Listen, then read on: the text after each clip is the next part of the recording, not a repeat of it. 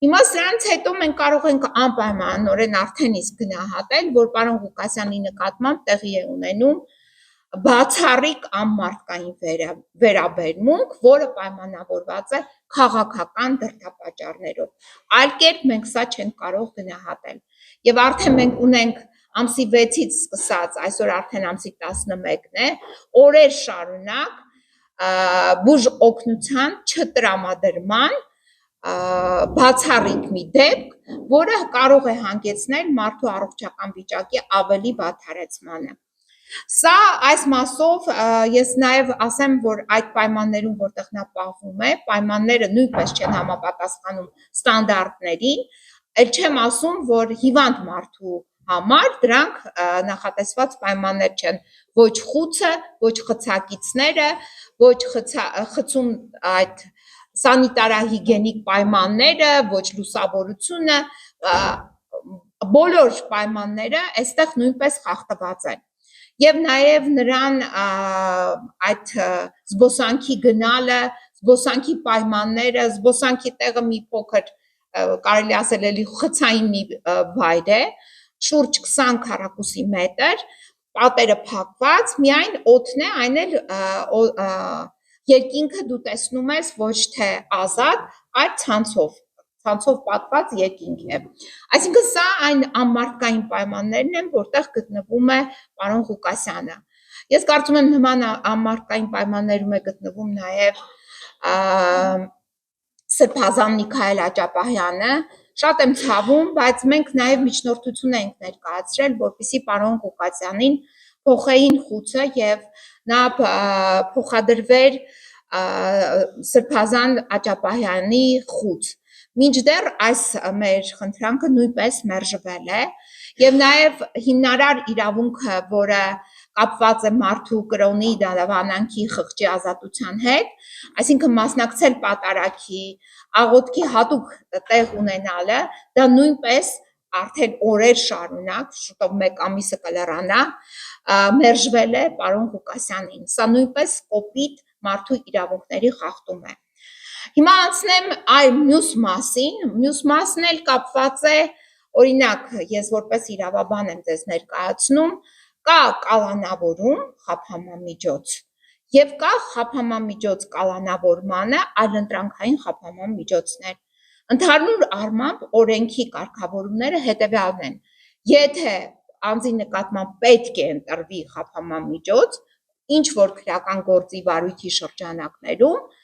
նախ կարելի է ընդհանրապես խափամամիջոց չընտրել, իսկ մեր դեպքում, պարոն Ղուկասյանի դեպքում ընդհանրապես որևիցե խափամամիջոցի անհրաժեշտություն չկար, իսկ եթե կա, պետք է սկսվի ամենանվազագույնից մինչև առավելագույնը, այսինքն ծայրահեղը, բացառիկը, դա կալանավորումն է։ Դատարանները պարտադիր պետք է քննարկեն այլընտրանքային խափամամիջոցների հարցը, արդյոք հնարավոր է թե ոչ, նոր որոշում կայացնեն կալանքի վերաբերյալ։ Մենք ունենք ամսի 21-ի դրությամբ, այսինքն 2025 թվականի հոկտեմբերի 21-ի օրով որոշումներ, 2 որոշում, մեկը կապված է կալանքը որպես խափամամիջոց ընտրելու վերաբերյալ դատարանի որոշմանը, այսինքն մեկը այդ որոշումն է սահմանել, մյուսն էլ նույն օրով այդ քննիչները, որը միջնորդությունը բերել էին դատարան, այդ նույն քննիչները եւ նաեւ հսկող դատախազը գործի նկատմամբ մեկ այլ որոշում են կայացրել այլընտրանքային խափամամիջոց կիրառելու վերաբերյալ, բացակայելու արգելք եւ պաշտոնավարման կասեցում։ Այսինքն կամ մեկը պետք է լինի, կամ այս մյուսը պետք է լինի, կամ պետք է լինի կալանավորում խափամամիջոց, կամ այլընտրանքային խափամամիջոցներ։ Երկուսը միասին Հայաստանի Հանրապետության քրեական դատավարության օրենսգիրքը կարգավորում չի նախատեսում։ Այսինքն մեկը այս այլընտրանքայինը բացառում են կալանքը։ Կալանքը եթե կա, չպետք է լինեն արդեն այլընտրանքայիններ։ Հիմա մենք ամսի 21-ից հոկտեմբերի, այսօր արդեն ամսի 11-ն է, եւ հաշվի ենք առնում, որ 31 օր է հոկտեմբերը, հիմա հաշվարկ ենք անում, հստացի ամսի 21-ից հոկտեմբերի սկսած պարոն Ղուկասյանը ապօրինի գտնվում է կալանքի տակ։ ակնհայտորեն այսօր մենք արձանագրում ենք, որ պարոն Վարդան Ղուկասյանը հենց այդ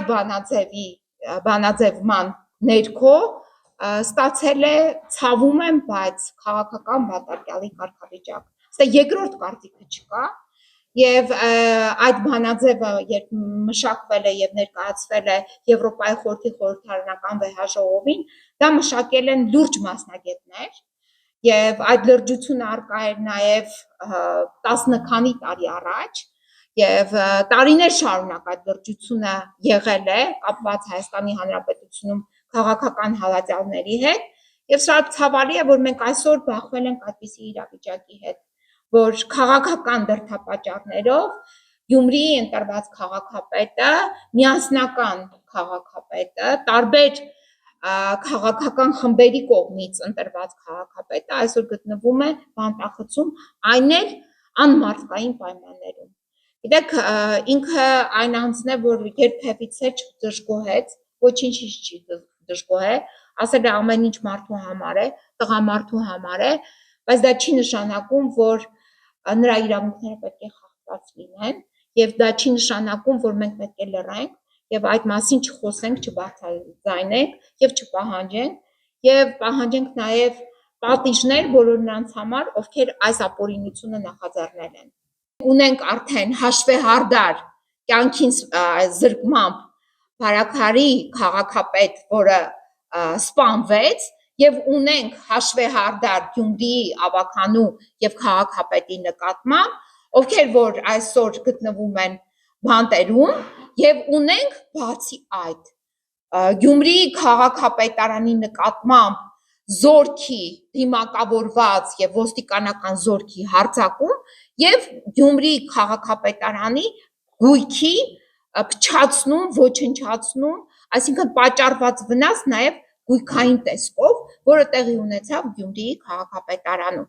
Իդեպ ձեզ ասեմ, իմ հարցումների հիման վրա ես ձեզ տեղեկացնում եմ, որ այս օպերացիան ամսի 20-ի, երբ հարձակվեցին Գյումրիի քաղաքապետարանի վրա, դա նախապես մշակված օպերացիա է եղել, որովհետև ինչպես է դա մշակվել։ Ուրեմն Գյումրիի քաղաքապետին սկսել են գաղտնալսել, այսինքն նրա նկատմամբ դատական ակտ է կայացվել գաղտնալսումների օպերատիվ հետախուզական միջոցառումների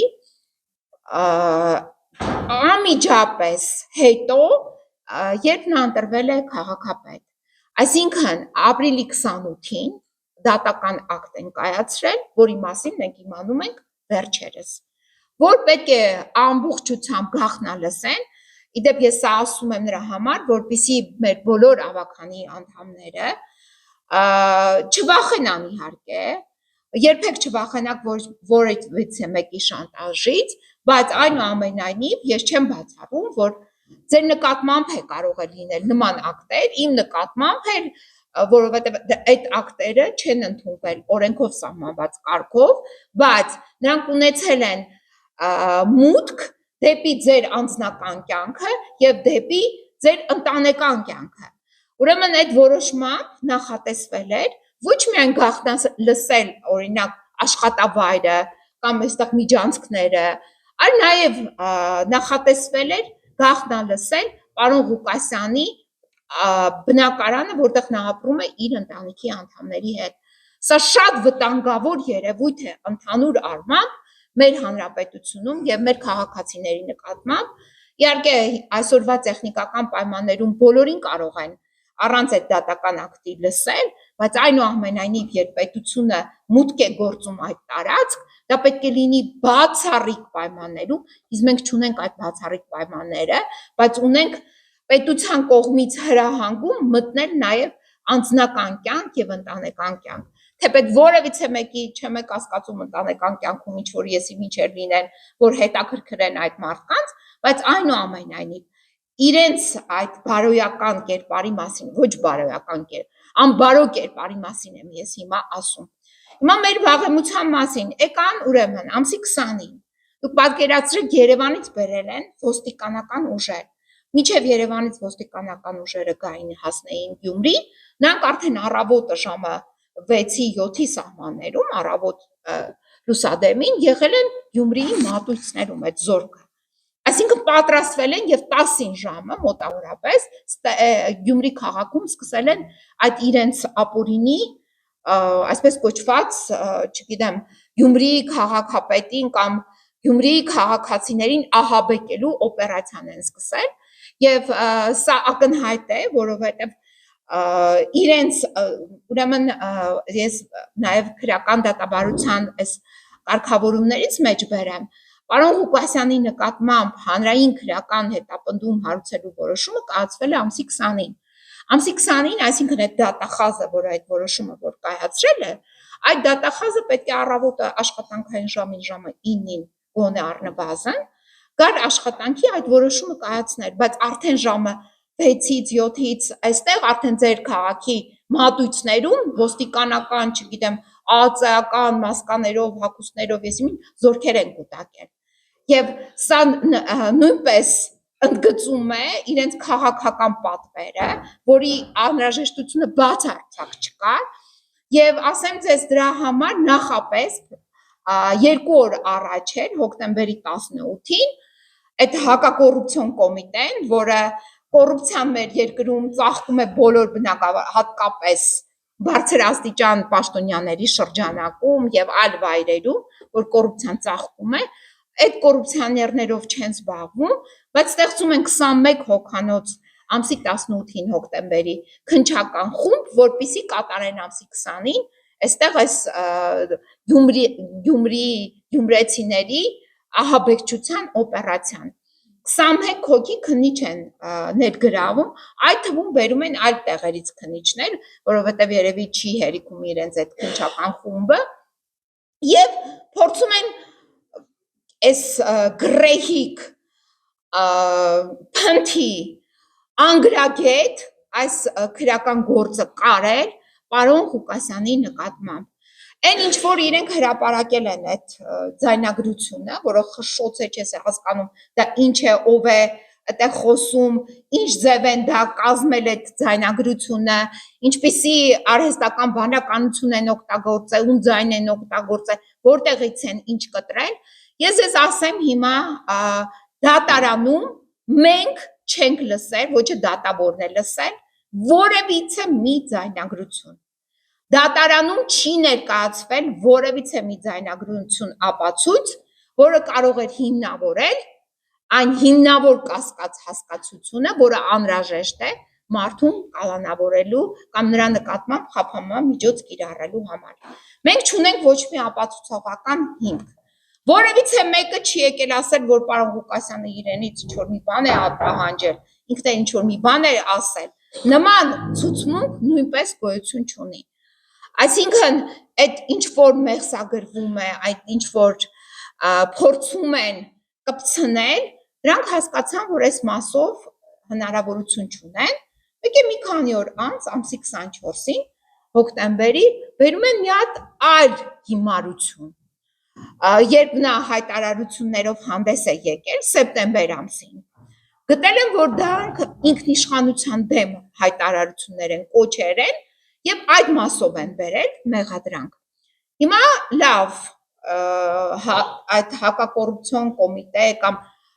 այլ քննիչներ, քննչական կոմիտեի քննիչներ, լավ, եթե սեպտեմբերին պարոն Ղուկասյանը ելույթ էր ունեցել, այդ ելույթն եք դուք հիշատակում, ուրիշ ապացույց է այդտեղ չունեն։ Լավ, դե սեպտեմբերին ինչու չեք նախաձեռնել քրեական վարույթ։ Այսինքն այստեղ էլ է ակնհայտ դառնում, որ նա էլ բերել են, որպեսզի կպցնեն, որը ծանրակշիռ դարձնեն իրենց կողմից իբրև թե այս ապօրինի քրեական հետապնդումը։ Սա այս գործի էությունից կապված ես ձեզ որոշ տեղեկատվություն փորձեցի փոխանցել,